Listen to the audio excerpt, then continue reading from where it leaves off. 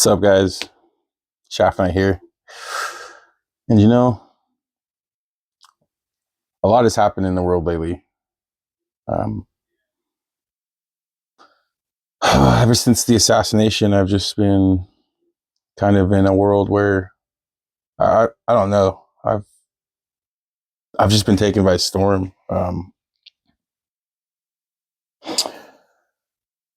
It was truly shocking to my core, man. Watching a man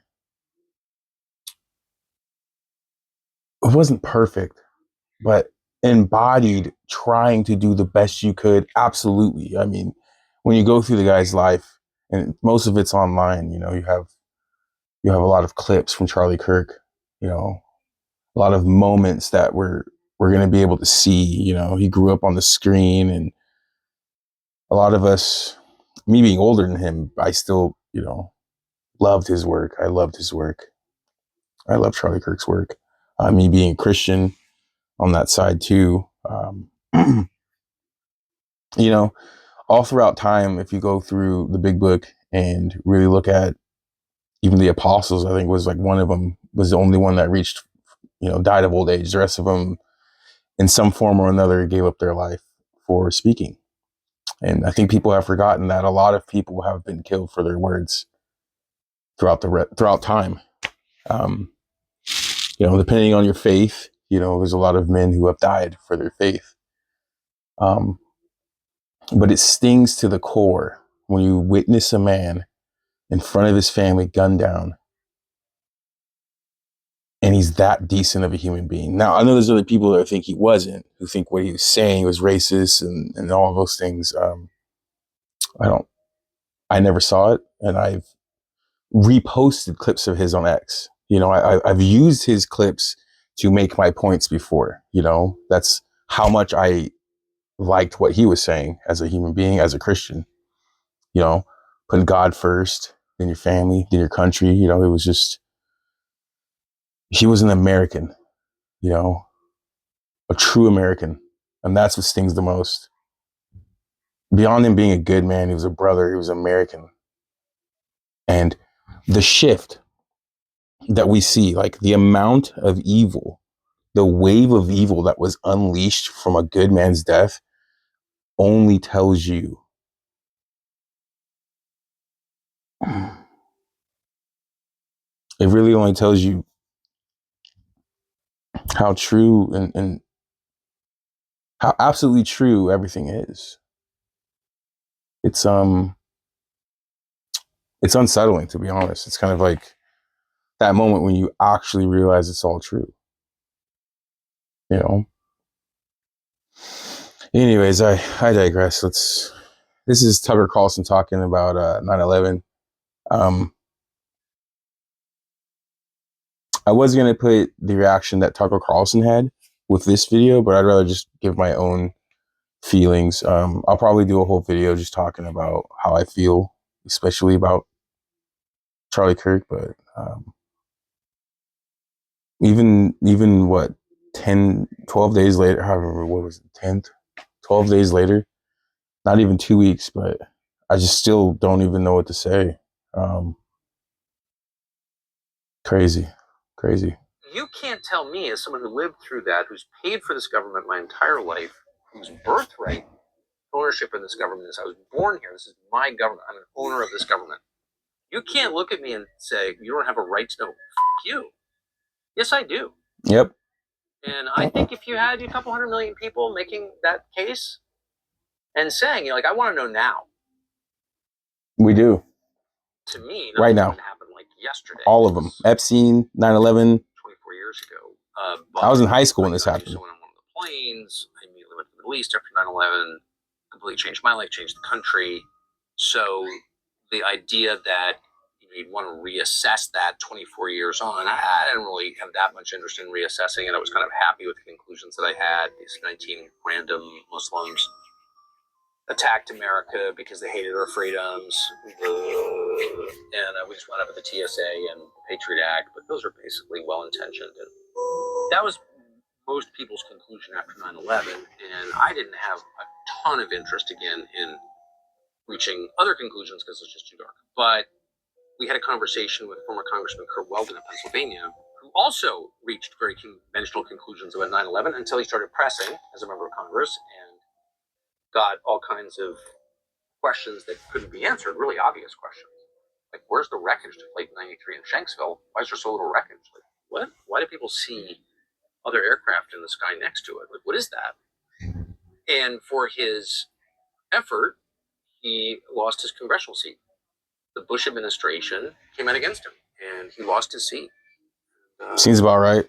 Took his daughter into custody, never charged with a crime, but they staged an FBI raid on his daughter's house, made sure it was in every paper in the congressional district. He lost, wrecked his life, wrecked his daughter's life, but he didn't stop asking questions. And so at the time I spoke to him, he was thoroughly convinced on the basis of a lot of evidence that the story that the rest of us heard about 9/11 was a complete lie. And so he successfully convinced me that we needed to look into it. So we spent many months on this documentary, and I was worried that it was going to make me more radical than I want to be, and I had every reason to worry, actually, because it did. There are indisputable facts in that documentary that shocked me.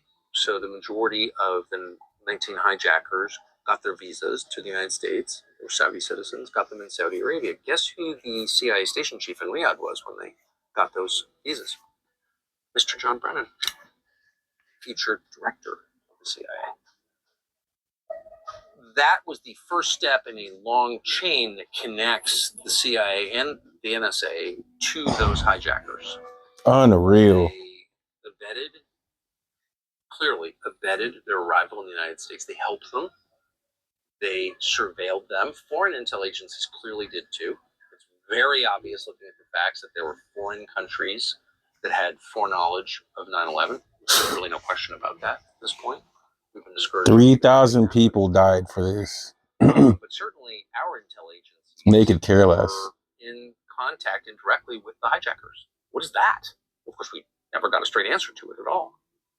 And then what exactly happened on September 11th? Well, I can't answer that question conclusively, but I learned a couple of things that stunned me. One was we don't have a clear picture of what the structural collapse of those three buildings looked like because the material, the steel from the building, was removed immediately within hours. It was a process that extended through days, of course, weeks. But that process began within hours of the collapse of the buildings. That steel was shipped out of New York, in many cases offshore to Asia, before it could be evaluated by structural engineers in the United States. What would be the purpose of that? There's a crime scene in which thousands of people died, and you immediately ship the evidence to China? Tell me why. Why did you do that? Hey, and if you notice, Charlie Kirk's crime scene, moments afterwards, they were breaking it down, grabbing the camera. Like, come on, dude. Come on. When is it enough? Oh my God. They're just right in our face, dude. Like, here we are, big bad boogeyman. I'm going to keep doing it. I'm going to keep doing it. I'm going to keep doing it.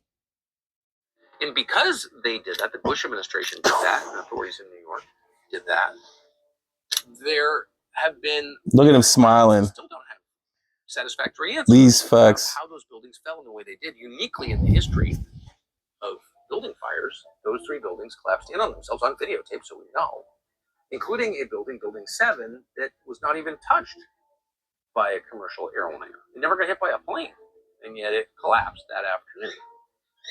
So people have been asking these questions for 24 years, and to my great discredit and shame, I mocked them for asking those questions, but of course I was ignorant, and I didn't want to know what the truth was. But the more you look into it, the more disturbing it becomes. For example, no, you don't want to look into this stuff because you know for sure that they've been lying.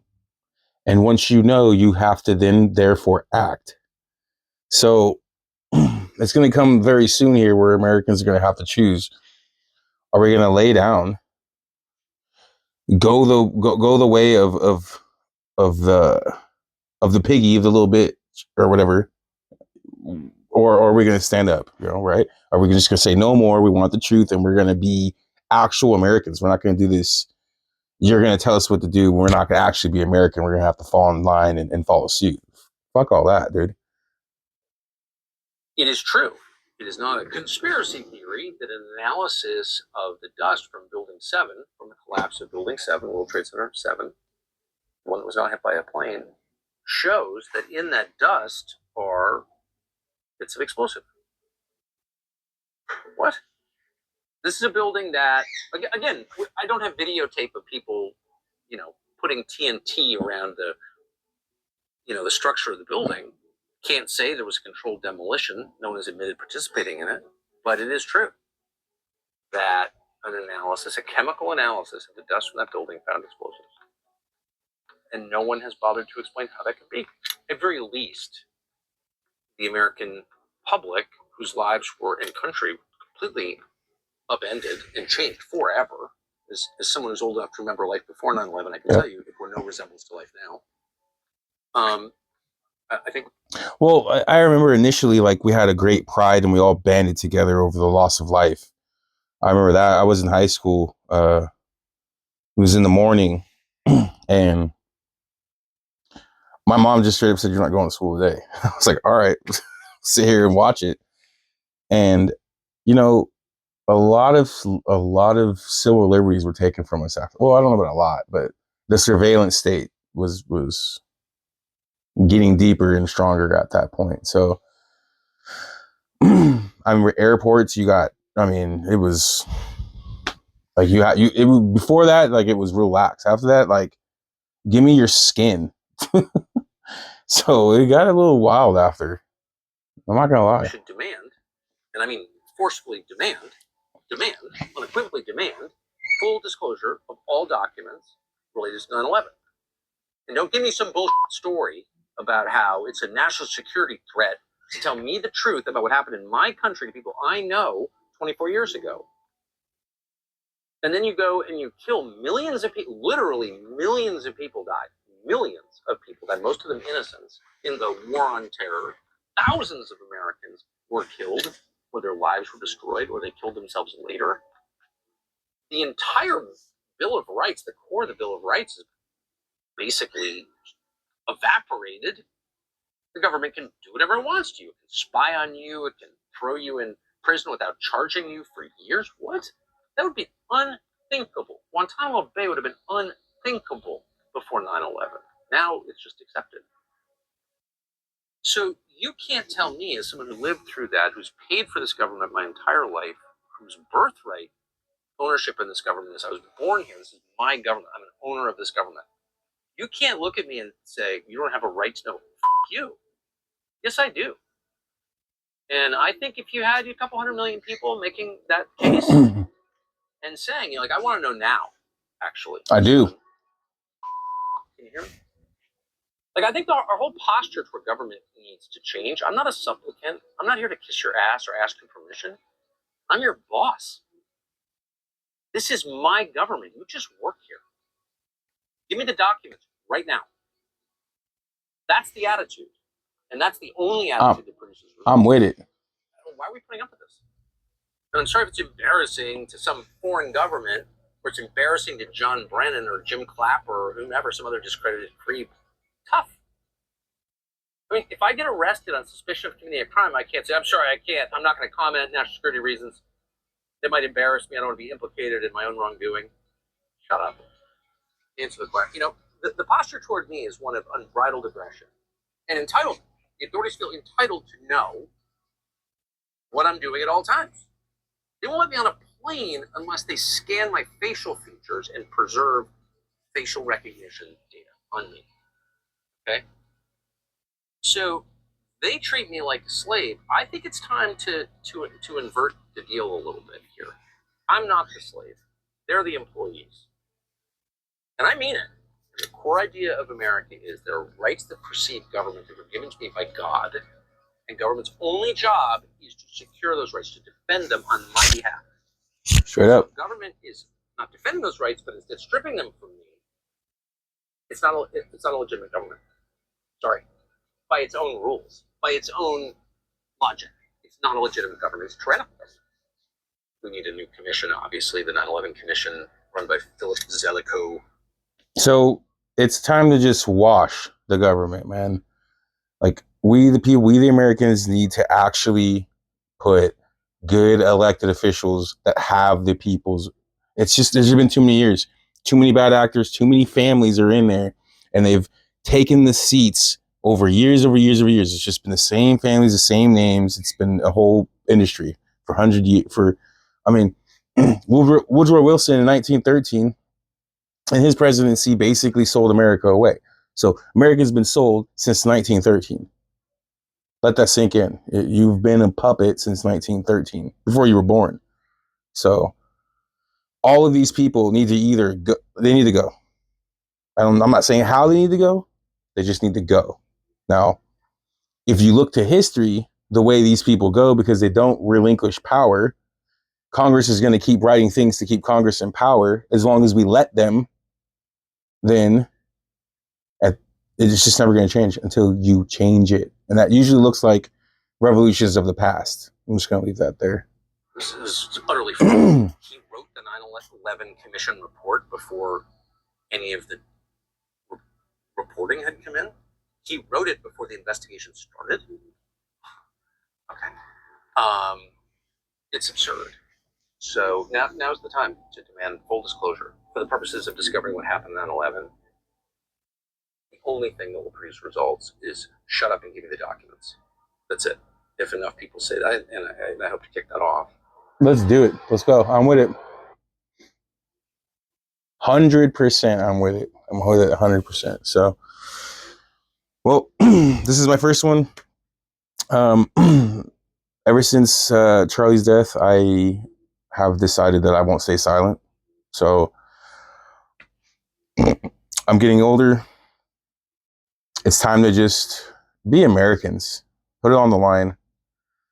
And let's protect the children, man. Like, when do we get away from protecting? This is all about the kids. It's all about the kids, man. So, like, we need to get back to being decent American folk and having things happen in the world that are in line with our values and what we really want. I know many Americans did not want to send 60 billion to 2 or 3 sets of that to, like, we didn't want to send billion while our homeless are here on the floor, on the sidewalks, dying, where our veterans are out there struggling after they went and did what they had to do. They did their jobs, and we're not doing ours. And it's not that we don't want to, it's we don't have the money. I have a full-time job and I can't. That's a whole nother video. But anyways,